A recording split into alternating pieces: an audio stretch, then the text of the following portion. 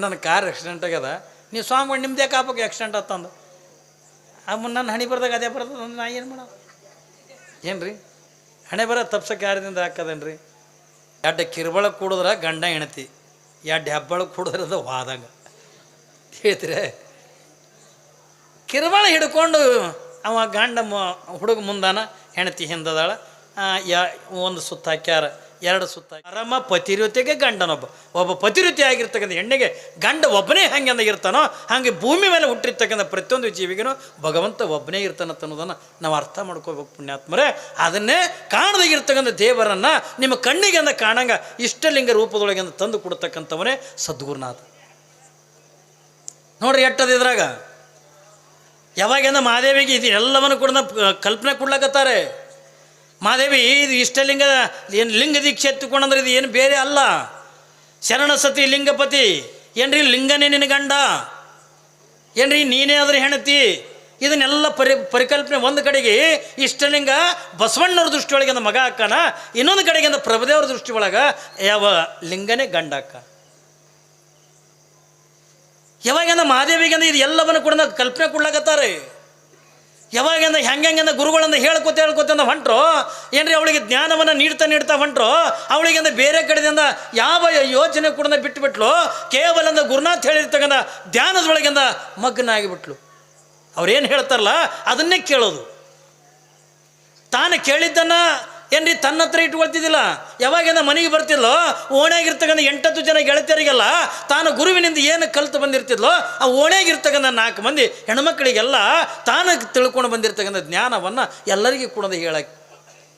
ಅವಳಿಗೆ ಒಂದು ಅಂದ ಚಂದ ಏನಿನ್ನ ಚಲೋ ಬಟ್ಟೆ ಉಡ್ಬೇಕು ಅನ್ನುವಂಥದ್ದಿಲ್ಲ, ಮೈ ತುಂಬ ಆಭರಣಗಳು ಹಾಕೋಬೇಕು ಅನ್ನುವಂಥದ್ದಿಲ್ಲ ಏನ್ರಿ. ಇವತ್ತಿನ ಕಾಲಮಾನದಿಂದ ನಮ್ಮ ಮಕ್ಕಳೇನು ಇರ್ತಾರಲ್ಲ ಎಲ್ಲ ಸಣ್ಣ ಸಣ್ಣ ಮಕ್ಕಳು, ಹೆಣ್ಣು ಮಕ್ಕಳಿಗೆ ಇರ್ತಕ್ಕಂಥ ಆಸೆಗಳ್ರಿ, ಚಲೋ ಡ್ರೆಸ್ ಉಡಬೇಕು, ಹೆಣ್ಣಿನ ಹಂಗೆ ಕಾಣಬೇಕು, ಹಿಂಗೆ ಕಾಣಬೇಕು, ಅದು ಮುಖಕ್ಕೆ ಅದು ಹಚ್ಕೋಬೇಕು, ಇದು ಹಚ್ಕೋಬೇಕು, ಅಟ್ಟು ಬಂಗಾರಕ್ಕೂ ಇದು ಯಾವುದು ಕೂಡ ಇಲ್ಲ ಮಹಾದೇವಮ್ಮಗ. ಏನು ಗುರುನಾಥ ಅಂತ ಹೇಳಿಕೊಟ್ಟಾನಲ್ಲ ಏನ್ರಿ, ಅಷ್ಟಾಭರಣಗಳನ್ನು ಈ ಷಡಸ್ಥಲ ಪಂಚಾಚಾರಗಳನ್ನು ಯಾವಾಗಿಂದ ಲಿಂಗ ದೀಕ್ಷೆ ಅನ್ನತಕ್ಕಂಥದ್ದನ್ನು ಮಾಡಿ ಮಹಾದೇವಮ್ಮಗ ಏನ್ರಿ ಇದೆಲ್ಲ ಪರಿಜ್ಞಾನವನ್ನು ಕೊಡ್ಲಿಕ್ಕತ್ತ. ಮಹಾದೇವಿ ಈಗೇನು ನೀನು ಲಿಂಗ ದೀಕ್ಷೆ ಮಾಡ್ಕೊಂಡಿಲ್ಲವ, ಅವತ್ತಿನ ದಿನಮಾನದೊಳಗೆ ನೋಡ್ರಿ ಇನ್ನು ಮಹಾದೇವಿ ಕಲ್ಯಾಣಕ್ಕೆ ಬಂದಿಲ್ಲ. ಇಲ್ಲಿ 12ನೇ ಶತಮಾನದೊಳಗೆ ಬಸವಣ್ಣ ಎಲ್ಲಿ ಕಲ್ಯಾಣದೊಳಗೆ ಅನುಭವ ಮಂಟಪ ಮಾಡಿದ್ದನ್ನು, ಅಲ್ಲೆಲ್ಲ 106 ಜನ ಶರಣರು ಬಂದಿದ್ದನ್ನು, ಅವರೆಲ್ಲ ಶರಣರ ವಚನ ಸಾಹಿತ್ಯವನ್ನು ಬರೆದಿದ್ದನ್ನು ಎಲ್ಲಿ ಬಸವ ಕಲ್ಯಾಣ, ಎಲ್ಲಿ ಶಿವಮೊಗ್ಗ ಜಿಲ್ಲಾ. ಕಲ್ಪನೆ ಇರಲಿ ಮಗ, ಅವತ್ತಿನ ದಿನಮಾನದೊಳಗೆ ಶರಣರು ಮಾಡಿರ್ತಕ್ಕಂಥ ಅನುಭವ ಮಂಟಪದ ಪರಿಕಲ್ಪನೆ ಅಕ್ಕ ಮಹಾದೇವಿಗೆ, ಯಾರಿಗೆ ಗುರುಲಿಂಗ ದೇವರಿಗೆ ಅಂತ ತಿಳಿದಿತ್ತು, ಆ ಅನುಭವ ಮಂಟಪದ ವಿಚಾರವನ್ನು ಮಹಾದೇವಿ ಅಕ್ಕಗೆ ಹೇಳ್ತಾ. ಕಲ್ಯಾಣದೊಳಗೆ ಅಂದರೆ ಶರಣರು ಬರೆದಿರ್ತಕ್ಕಂಥ ವಚನಗಳು ಏನ್ರಿ, ಈಗ ಟಿ ವಿ ಅದಾವ, ಬೇಡ ಮೊಬೈಲ್ಗಳದಾವ, ಈಗೆಲ್ಲ ಏನು 1 ಮಿನಿಟ್ನಾಗಿಂದ ಎಲ್ಲ ಕಡೆಯೂ ಕೂಡ ಗೊತ್ತಾಗಿಬಿಡ್ತದೆ ಏನ್ರಿ. ಇವೆಲ್ಲ ಸೋಷಿಯಲ್ ಮೀಡಿಯಾದಾಗ ನಿಮ್ಮ ಒಳ್ಳೇದು ಕೂಡ 1 ಮಿನಿಟ್ನಾಗ ಗೊತ್ತಾಕದ, ಕೆಟ್ಟದನ್ನು ಕೂಡ 1 ಮಿನಿಟ್ನಾಗಿಂದ ಗೊತ್ತಾಗಿಬಿಡ್ತದೆ. ಆದರೆ 12ನೇ ಶತಮಾನದೊಳಗೆ ಮೊಬೈಲ್ಗಳಿಲ್ಲ, ಟಿ ವಿಗಳಿಲ್ಲ, ಯಾವ ವಾಹನಗಳ ಸದಕ್ಕೆ ಇಲ್ಲ. ಅವತ್ತಿನ ದಿನಮಾನದೊಳಗೆ ಕಲ್ಯಾಣದೊಳಗೆ ಶರಣರು ಬರೆದಿರ್ತಕ್ಕಂಥ ವಚನ ಶಿವಮೊಗ್ಗ ಜಿಲ್ಲೆ ಒಳಗಿರ್ತಕ್ಕಂಥ ಉಡುತಡಿಗೆಂದು ಬಂದಿದ್ದು ವಚನಗಳು. ಮಹಾದೇವಿಗೆ ಆ ವಚನಗಳನ್ನು ಯಾರು ಗುರುಲಿಂಗ ದೇವರಿಂದ ಹೇಳಿಕೊಳ್ಳಕತ್ತಾರೆ. ಮಹಾದೇವಿ ನೋಡು ಏನ್ರಿ, ಉತ್ತರ ಕರ್ನಾಟಕದೊಳಗೆ ಏನ್ರಿ ಕಲ್ಯಾಣ ಹತ್ಕೊಂಡ ಪಟ್ಟಣದ ಅಲ್ಲಿ ಯಾರ್ಯಾರು ಅದಾರ, ಅವರು ಯಾವ ಉಡುತಡಿ ಅಕ್ಕ ಮಹಾದೇವಿ ಏನದಾಳಲ್ಲ, ಇವಳ ಊರದಿಂದ 4 ಕಿಲೋಮೀಟ್ರಕ್ಕೆ ಅಲ್ಲಂ ಪ್ರಭುದೇವ್ರು ಹುಟ್ಟಿದ ಊರ. ಕಲ್ಪನೆ ಇರಲಿ ಮಗ, 4 ಕಿಲೋಮೀಟ್ರ್ ಅವ್ರದ್ದು ಬಳ್ಳಿಗಾವಿ, ಇವಳದು ಉಡುತಡಿ 4 ಕಿಲೋಮೀಟ್ರ್ ಅಂತರ. ಯಾವಾಗಿಂದ ಪ್ರಭುದೇವರು ಅವತ್ತಿನ ದಿನಮಾನದೊಳಗಿಂದ ಕಲ್ಯಾಣಕ್ಕೆ ಹೋಗಿದ್ದೆ ಅಂದ ಮಹಾದೇವಿಗೆ ಅಂದ ಗುರುಲಿಂಗ ದೇವರಿಗೆ ಗೊತ್ತಾಯಿತು. ಬಸವಣ್ಣ ಬಾಗೇವಾಡಿ ಪಟ್ಟಣ ಅಂತ ಬಿಟ್ಟು ಕಲ್ಯಾಣಕ್ಕೆ ಹೋಗಿ ಅನುಭವ ಮಂಟಪವನ್ನು ಸ್ಥಾಪನೆ ಮಾಡ್ಯಾನಂತನ್ನುವಂಥದ್ದು ಅವತ್ತಿನ ದಿನಮಾನದೊಳಗೆ ಎಲ್ಲಿ ಉಡುತಡಿಗೆ ಅಂದ ಗೊತ್ತಾಯಿತು ಏನ್ರಿ. ನೋಡ್ರಿ ಎಲ್ಲಿ ಉಡುತಡಿ, ಎಲ್ಲಿ ಬಸವ ಕಲ್ಯಾಣ. ಯಾವಾಗಿಂದ ಶರಣರ ವಚನ ಸಾಹಿತ್ಯಗಳನ್ನು ಗುರುಲಿಂಗ ದೇವರು ನಿತ್ಯನೂ ಕೂಡ ಮಹಾದೇವಿ ಅಕ್ಕಗ ಅದು ಎಲ್ಲವನ್ನು ಕೂಡ ಹೇಳಿಕೊಡ್ಲಕ್ಕತ್ರು. ಅವಳ ತಲೆಗೆ ಒಂದೇ ಒಂದು ಉಳಿತು ಏನ್ರಿ, ಅಷ್ಟಾಭರಣ ಅಂದ್ರೆ ಏನು, ಷಡಸ್ಥಲ ಅಂದ್ರೆ ಏನು, ಪಂಚಾಚಾರ ಅಂದ್ರೆ ಏನು. ಕೇವಲ ಇದನ್ನು ಬಿಟ್ಟರೆ ಬೇರೆದು ಯಾವುದು ಕೂಡ ತಲೆಗಿಟ್ಕೊಳ್ಳಿಲ್ಲ. ಯಾವಾಗಿಂದ ಕಲ್ಯಾಣದಿಂದ ವಚನ ಸಾಹಿತ್ಯಗಳು ಯಾವಾಗಿಂದ ಉಡುತಡಿಗೆಂದ ಬಂದವು, ಗುರುಲಿಂಗ ದೇವರ ಹತ್ರ ಬಂದವು, ಆ ವಚನ ಸಾಹಿತ್ಯವನ್ನು ಓದ್ತಾ ಮಹಾದೇವಿ ಅಕ್ಕನ ತಲೆಗಿಂದ ಒಂದೇ ಒಂದು ಮೂಡಿಬಿಡ್ತು. ಅದು ಯಾವುದು ಹೊತ್ತು ಕೂಡ ಕೇಳಿದ್ರೆ ನಾನು ಕೂಡ ಕಲ್ಯಾಣಕ್ಕೆ ಹೋಗ್ಬೇಕು. ಆ ವಚನ ಸಾಹಿತ್ಯಗಳನ್ನು ಓದೋದ್ರಿಂದ. ವಯಸ್ಸೆಟ್ಟು ಲಿಂಗ ದೀಕ್ಷೆ ಮಾಡಿಕೊಂಡಾಳೆ. 16-17 ವರ್ಷದ ಹೆಣ್ಣು ಮಗಳನ್ನು ಮಾದೇವಿ ಅಕ್ಕ. ಒಂದು ಕಡೆಗಿಂದ ತಂದೆ ತಾಯಿ ಸಂಸ್ಕಾರದೊಳಗಿಂದ ಬೆಳೀಲಿಕ್ಕತ್ತಾಳೆ, ಇನ್ನೊಂದು ಕಡೆಗಿಂದ ಗುರುವಿನ ಸಂಸ್ಕಾರದೊಳಗಿಂದ ಬೆಳೀಲಿಕ್ಕತ್ತಾಳೆ. ಹೊತ್ತು ಹೊಣ್ತು ಅಂದ್ರೆ ಸಾಕು, ಗುರುವಿನ ಮಠಕ್ಕಿಂದ ಹೋಗಬೇಕು, ಅವರು ಸ್ನಾನ ಮಾಡಿಸ್ಬೇಕು, ಪೂಜಾದ ವ್ಯವಸ್ಥೆ ಮಾಡಬೇಕು. ಏನ್ರಿ ಅವರು ಬಟ್ಟೆ ಬರಿ ಅಂತಕ್ಕಂಥ ತೊಳೆದು ಯಾವಾಗಿಂದ ಅವರು ಪ್ರಸಾದ ಆಗಿ ಅದು ಹೊರಗೆ ಬಂದ್ರಲ್ಲ, ಅವಾಗಿಂದ ಮಹಾದೇವಿಗಿಂದ ಆ ತಮ್ಮಲ್ಲಿರ್ತಕ್ಕಂಥ ಜ್ಞಾನವನ್ನು ಮಹಾದೇವಿಗಿಂದ ನೀಡುತ್ತಿದ್ರು. ಅವಳ ಮನಸ್ಸ ಹಿಂಗೆ ಚಲೋದು ಉಡ್ಬೇಕತ್ತುಕೊಂಡಲ್ಲಿಲ್ಲ, ಒಂದು ಒಳ್ಳೇದು ಉಣ್ಬೇಕತ್ತುಕೊಂಡನ್ನುವಂಥ ಬಯಕೆ ಆಗಲಿಲ್ಲ. ನಾನು ಅಂದ ಚಂದ ಇರಬೇಕತ್ತುಕೊಂಡನ್ನುವಂಥದ್ದು ಕೂಡ ಇಲ್ಲ. ಕೇವಲ ಹಣಿ ಮೇಲದ 3 ಬಟ್ಟೆ ವಿಭೂತಿ ಅಂತಕ್ಕಂಥ ಧರಿಸ್ಕೊಂಡು ಏನ್ರಿ ಬದುಕು ಅಂತಕ್ಕಂಥ ಕಳೀಲಿಕ್ಕತ್ತಾಳೆ. ಬೇರೆ ಹೆಣ್ಣು ಮಕ್ಕಳ ಜೊತೆಯೊಳಗೆ ಆಟ ಪಾಠಗಳೆಲ್ಲ ಯಾವುದು ಕೂಡ ಎಲ್ಲ. ಏನು ಆಟ ಆಡಿದ್ರೂ ಕೂಡ ಗ್ರಂಥಗಳ ಜೊತೆಗಳೇನೆ ಆಟಕ್ಕೆ ಬರೇ ವಚನ ಸಾಹಿತ್ಯ. ಏನ್ರಿ ಹಿಂದಿನ ಶರಣರು ಮಹಾತ್ಮರೆಲ್ಲ ಏನ್ರಿ ಇವತ್ತು ಜೇಡರ ದಾಶಿಮಾರ್ಯ ಇವರೆಲ್ಲ ಯಾವಾಗಿನವ್ರು ಎತ್ತುಕೊಂಡೆ ಕೇಳಿದ್ರೆ ಇಡೀ ನಮ್ಮ ಭಾರತ ದೇಶದೊಳಗೆ ಏನ್ರಿ ಪ್ರಪ್ರಥಮ ವಚನ ಸಾಹಿತ್ಯವನ್ನು ಬರೆದಿರ್ತಕ್ಕಂಥ ವ್ಯಕ್ತಿ ಎತ್ತುಕೊಂಡ್ರೆ ಯಾರು ಹೊತ್ಕೊಂಡು ಕೇಳಿದ್ರೆ ಅವರೇ ಜೇಡರ ದಾಶಿಮಾರ್ಯ.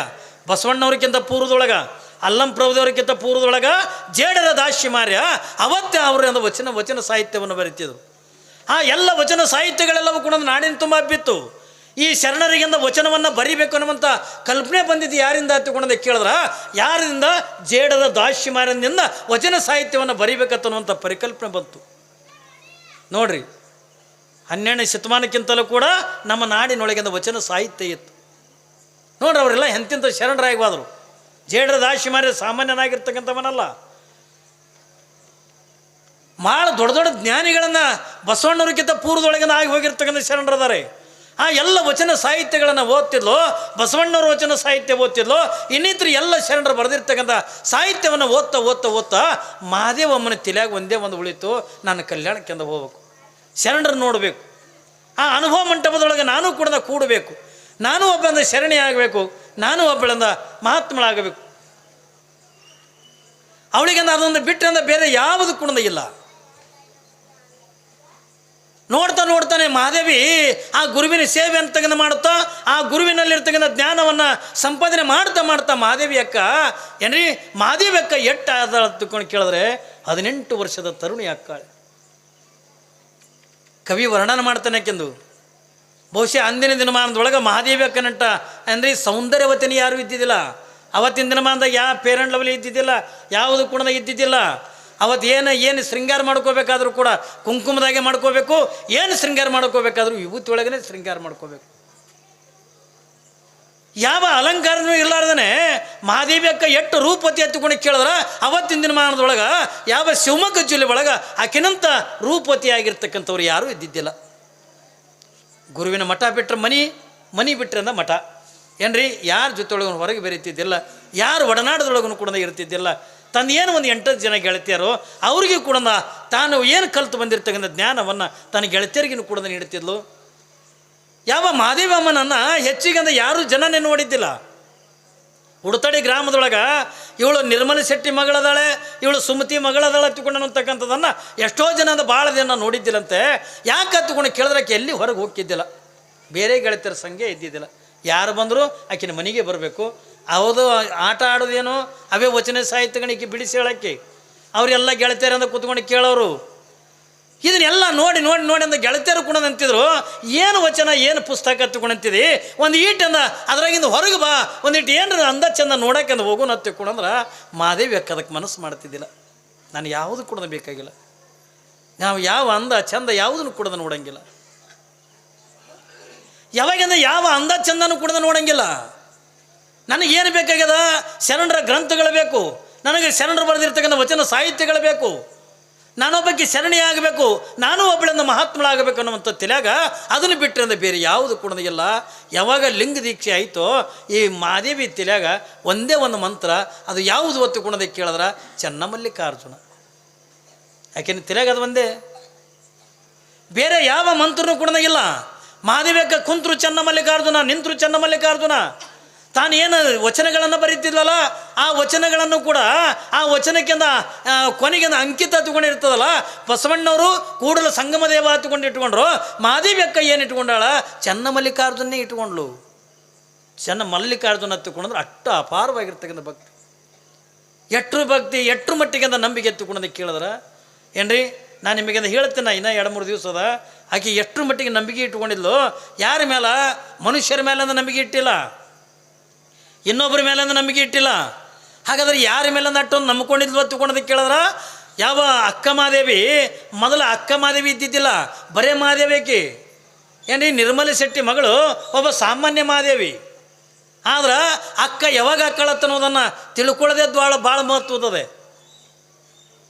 ಪುರಾಣ ಏನ್ರಿ ಪುರಾಣ ಏನು ಒತ್ತುಕೊಂಡು ಕೇಳಿದ್ರೆ 18 ವರ್ಷದ ತರುಣಿ ಒಬ್ಬ 80 ವರ್ಷದ ಅಲ್ಲಮ್ಮ ಪ್ರಭುದೇವರು ಇವಳಿಗೆ ಅಕ್ಕ ಹತ್ತುಕೊಂಡದ ಕರೀತಾರಲ್ಲ ಯಾಕೆ ಕರೀತಾರತ್ತ ಅನ್ನೋದನ್ನು ತಿಳ್ಕೊಳ್ಳೋದೇ ಇದು ಪುರಾಣ 18 ವರ್ಷದಿಂದ ಹುಡುಗಿಗೆ 80 ವರ್ಷದಿಂದ ಮುದಕ್ಕೆ ಅಕ್ಕ ಹತ್ತುಕೊಂಡು ಕರೀತಾರನ್ರಿ ಇನ್ನು ತಂಗಿ ಅನ್ಬೋದು ಮಗಳು ಅನ್ಬೋದು ಮೊಮ್ಮಗಳು ಅನ್ಬೋದು ಬೇಡ ಹೆಸರಿಟ್ಟಂದ ಕರಿಬೋದು ಆದ್ರೆ 80 ವರ್ಷದ ಅಲ್ಲಮ್ಮ ಪ್ರಭುದೇವರು ಯಾರಿಗೆ 18 ವರ್ಷದ ತರುಣಿಯಾಗಿರ್ತಕ್ಕಂಥ ಸಾಮಾನ್ಯವಾಗಿರ್ತಕ್ಕಂಥ ಮಹಾದೇವಿಗೆ ಅಕ್ಕ ಮಹಾದೇವಿ ಎತ್ತುಕೊಂಡಂದು ಕರೆದಿರ್ತಕ್ಕಂಥವರೇ ಅಲ್ಲಮ್ಮ ಪ್ರಭುದೇವರು ಅಂಥದ್ದು ಏನು ಮಾಡಿರ್ಬೇಕು ಮಹಾದೇವಿ ಇಡೀ ನಾಡಿನ ಜನತೆಗೆ ಇಡೀ ನಮ್ಮ ರಾಷ್ಟ್ರಕ್ಕೆ ಅಕ್ಕ 18 ವರ್ಷದ ತರುಣಿ ಇಡೀ ನಮ್ಮ ಭಾರತ ದೇಶಕ್ಕೆ ಅಕ್ಕ ಆಗಬೇಕಲ್ಲ ಅಕ್ಕ ಅನ್ನಿಸ್ಕೋಬೇಕಲ್ಲ ಅಂತ ಅಕ್ಕಮ್ಮ ಅನ್ನಿಸ್ಕೊಳ್ತಕ್ಕಂಥ ಕಾಯಕವನ್ನು ಕಾರ್ಯವನ್ನು ಏನು ಕೆಲಸ ಮಾಡ್ಯಾಳ ಮಹಾದೇವಿ ಅನ್ನೋದನ್ನು ತಿಳ್ಕೊಳ್ತಕ್ಕಂಥದ್ದು ಭಾಳ ದೊಡ್ಡ ಮಹತ್ವದ ಪುಣ್ಯಾತ್ಮರೇ ಅಂಥ ಮಹಾದೇವಿ ಅಕ್ಕನ ಚರಿತ್ರೆ ಭಾಳ ಸುಂದರವಾಗಿರ್ತಕ್ಕಂಥ ಚರಿತ್ರೆ ಅದು ಅಂದ್ರೆ ಪವಾಡಗಳಿಲ್ಲ ಹೆಂಡ್ರೆ ನಿಮಗೆ ಹೇಳ್ಬೇಕಂತ ನಾ ಹೇಳಿನಲ್ಲಿ ನಿಮಗೆ ಪವಾಡಗಳಿಲ್ಲ ಕಲ್ಲು ಹೋಗಿ ಬಂಗಾರ ಮಾಡಿದೆ ಬಂಗಾರ ಹೋಗಿ ಕಲ್ಲು ಮಾಡಿದೆ ಇಂಥ ಪವಾಡಗಳಿಲ್ಲ ಅವಳ ಬದುಕನ್ನೇ ಪವಾಡ ಮಾಡಿಕೊಂಡ್ಳು ಏನ್ರಿ ಅವಳ ಜೀವನನೇ ಪವಾಡ ಮಾಡಿಕೊಂಡ್ಳು ತನಗಾದಿನ ಚನ್ನಮಲ್ಲಿಕಾರ್ಜುನಿಗೆ ತನ್ನ ಜೀವನ ಅಂತಕ್ಕಂಥ ಮುಡುಪಾಗಿಟ್ಲು ಸಾಕ್ಷಾತ್ ಚನ್ನಮಲ್ಲಿಕಾರ್ಜುನನ್ನು ಪ್ರತ್ಯಕ್ಷವಾಗಿ ಅಂದ ಕಂಡಿರ್ತಕ್ಕಂಥವಳು ನೀವೆಲ್ಲ ಹೇಮರೆಡ್ಡಿ ಮಲ್ಲಮ್ಮನ ಪುರಾಣ ಕೇಳಿರ್ಬೇಕು ನೀವೆಲ್ಲ ಮಲ್ಲಮ್ಮ ಎಟ್ರು ಮಟ್ಟಿಗೆ ಅಂದ ಚನ್ನಮಲ್ಲಿಕಾರ್ಜುನ ಮೇಲೆ ಭಕ್ತಿ ಇದ್ಲೋ ಮಲ್ಲಯ್ಯನ ಮೇಲಿಂದ ಭಕ್ತಿ ಇದ್ಲೋ ಅವಳಕ್ಕಿಂತ 10 ಪಟ್ಟ ಯಾರು ಮಹಾದೇವಿ ಚನ್ನಮಲ್ಲಿಕಾರ್ಜುನ ಮೇಲೆ ಅಂದ ನಂಬಿಕೆ ಭಕ್ತಿ ಅಂತಕ್ಕಂಥ ಇಟ್ಟುಕೊಂಡು ಬದುಕು ಅನ್ನತಕ್ಕಂಥದನ್ನು ಮಹಾದೇವಿ ಅಕ್ಕ ತನ್ನ ಮನಿತನದೊಳಗೆ ಜೀವನ ಕಳೀಲಿಕ್ಕತ್ತಾಳೆ ಹಿಂಗೆಲ್ಲ ಆನಂದದ ಜೀವನ ವಚನ ಸಾಹಿತ್ಯ ತತ್ವ ಶಾಸ್ತ್ರ ಇವೆಲ್ಲನೂ ಕೂಡ ಎಲ್ಲದರ ಆನಂದದೊಳಗೆ ಅಂದ್ರೆ ಜೀವನ ಕಳೀತಕ್ಕಂಥ ಪ್ರಸಂಗದೊಳಗೆ ಮಹಾದೇವಿ ಅಕ್ಕಗೂ ಕೂಡ ಒಂದು ದುರ್ಘಟನೆ ಅಂತ ನಡೀತದೆ ಕಷ್ಟ ಅಂತಕ್ಕಂಥ ಬರ್ತವೆ ಅದು ಎಲ್ಲರ ಜೀವನದಾಗೂ ಕೂಡ ಬರವೆ ಶರಣರಿಗೆ ಬಿಟ್ಟಿಲ್ಲ ಸಂತರಿಗೆ ಬಿಟ್ಟಿಲ್ಲ ನಾನು ಹೇಳಿದ್ನಲ್ಲಿ ನಿಮಗೆ ಪ್ರಾರಬ್ಧದ ಕರ್ಮ ಇದು ಯಾರನ್ನೂ ಕೂಡ ಬಿಟ್ಟಿಲ್ಲ ಅಂಥ ಬಸವಣಿಗೆ ಬಿಟ್ಟಿಲ್ಲ ಕಲ್ಯಾಣ ಬಿಟ್ಟು ಓಡಿಸ್ತು ಏನ್ರಿ ಯಾರ ಜೀವನದಾಗೂ ಕೂಡ ಬಿಟ್ಟಿಲ್ಲ ಇದು ಪ್ರಾರಬ್ಧದ ಕರ್ಮ ಅಂತಕ್ಕಂಥ ಶರಣರು ಸಂತರು ಸ್ವಾಮಿಗಳು ಏನ್ರಿ ಇದು ಯಾರನ್ನೂ ಕೂಡ ಬಿಟ್ಟಿಲ್ಲ ನನಗೆ ಮೊನ್ನೆ ಬಂದ ನೀವೇ ಸ್ವಾಮಿಗಳು ನಿಮ್ಮದೇ ಕಾರ್ ಆಕ್ಸಿಡೆಂಟ್ ಆಗ್ಬೇಕಂದ ಮೊನ್ನೆ ನನ್ನ ಕಾರ್ ಆಕ್ಸಿಡೆಂಟ್ ಆಗ್ಯದ ನೀವು ಸ್ವಾಮಿಗಳು ನಿಮ್ಮದೇ ಆಗ್ಬೇಕು ಆಕ್ಸಿಡೆಂಟ್ ಆತಂದ ನನ್ನ ಹಣೆ ಬರ್ದಾಗ ಅದೇ ಬರ್ತದೆ ನಾ ಏನು ಮಾಡೋ ಏನು ಹಣೆ ಬರ ತಪ್ಸಕ್ಕೆ ಯಾರದಿಂದ ಹಾಕದೇನ್ರಿ ಸುಮ್ಮನೆ ಎದ್ದಂದ ನಿಮಗೆ ಮಾತು ಹೇಳ್ತೀನಿ ನಿಮಗೆ ಹೆಂಗೆ ವಿಚಿತ್ರ ಇರ್ತದೆ ಅಂತನಕ್ಕೆ ಒಂದು ತೋಲಿ ಪುರಾಣಕ್ಕೆ ಹೋಗಿದ್ದೀನ ಅಲ್ಲಿ ಒಂದು ದೇವಸ್ಥಾನ ಮದುವೆ ನಡೆದಿತ್ತು ಭಾಳ ದೊಡ್ಡ ಶ್ರೀಮಂತರ ಮದುವೆ ಅದು ಹೆಸರು ಹೇಳೋದು ಬ್ಯಾಡ ಅಂತಕೊಂಡಂತಿನ ಏನ್ರಿ ದೊಡ್ಡ ಶ್ರೀಮಂತರು ದೊಡ್ಡ ರಾಜಕಾರಣಿ ಮಗ ಮದುವೆ ದೊಡ್ಡ ರಾಜಕಾರಣಿ ಮಗ ಸಿಕ್ಕಾಪಟ್ಟೆ ರೊಕ್ಕ ಅವನ ಬಲ್ಲಿ ಏನ್ರಿ ಅವನು ಮದುವೆಗೆ ಅಂದ್ರೆ ಎಂತಿಂಥವ್ರು ಬಂದವ್ರು ಎಲ್ಲ ಮಿನಿಸ್ಟ್ರುಗಳು ಏನು ಭಾಳ ದೊಡ್ಡ ಮಂದಿ ಬಂದಾರ ಮೊದಲಿಗೆ ದೇವ್ರ ಅಕ್ಕಿ ಕಾಳು ಹತ್ತಿಕೊಂಡಂದು ಗದ್ದಿಗೆ ಮುಂದೆ ಹಾಕ್ತಾರೆ ಗುಡಿ ಮುಂದೆ ಏನ್ರಿ ಮತ್ತು ದೈವದ ಅಕ್ಕಿ ಕಾಳು ಹತ್ತದ ಕಲ್ಯಾಣ ಮಂಟಪದಾಗ ಅದು ಹಾಕ್ತಾರೆ ಯಾವಾಗಂದ್ರೆ ದೇವ್ರ ಅಕ್ಕಿ ಕಾಳು ಬಿದ್ದಾವೆ ಗುಡಿ ಮುಂದೆ ಬಿದ್ದು ಅಲ್ಲಿ ಒಂದು ಪದ್ಧತಿ ಅದ ಅಲ್ಲಿ ಅಕ್ಕಿ ಕಾಳು ಬಿದ್ದು ಕೂಡ ನಾ ಗುಡಿಗೆ ಅಂದ್ರೆ 5 ಸುತ್ತು ಹಾಕ್ತಾರೆ ಏನ್ರಿ ಗಂಡ ಹೆಣ್ತಿ ಕೈ ಹಿಡ್ಕೊಂಡು ಏನ್ರಿ 2 ಕಿರುಬಳ ಕೂಡಿದ್ರೆ ಗಂಡ ಹೆಣ್ತಿ 2 ಹೆಬ್ಬಳ ಕೂಡಿದ್ರೆ ಅದು ವಾದಾಗ ಹೇಳ್ತೀರಿ ಕಿರುಬಳ ಹಿಡ್ಕೊಂಡು ಅವ ಗಂಡ ಹುಡುಗ ಮುಂದಾನ ಹೆಣ್ತಿ ಹಿಂದದಾಳ 1 ಸುತ್ತು ಹಾಕ್ಯಾರ 2 ಸುತ್ತು ಹಾಕ್ಯಾರ 3 ಸುತ್ತು ಹಾಕ್ಯಾರ 4ನೇ ಸುತ್ತು ಹಾಕಕ್ಕೆ ಹೊಂಟಾರ ಅಲ್ಲಿ ಕಾಲಾಗಿಂದ ಕಲ್ಲಿಂದು ಆಧಾರ ಹತ್ತಿರೇನು ನೀವು ಆ ಬೂದಿ ತುಂಬಿಟ್ಟಿರ್ತಾರಲ್ಲ ಪ್ರಸಾದ ಅದು ಕಲ್ಲಿಂದ ಅದು ಪಾಪ 3 ಸುತ್ತು ಹಾಕ್ಯಾನ 4ನೇ ಸುತ್ತಂದ ಹೊಂಟಾನ ಅದು ಆಧಾರ ಪ್ರಸಾದ ಕಲ್ಲಿಗೆ ಅದು ಎಡವ್ಯಾನ ಕೆಳಗೆ ಬಿದ್ದಾನ ಕಲಸಾಗಿ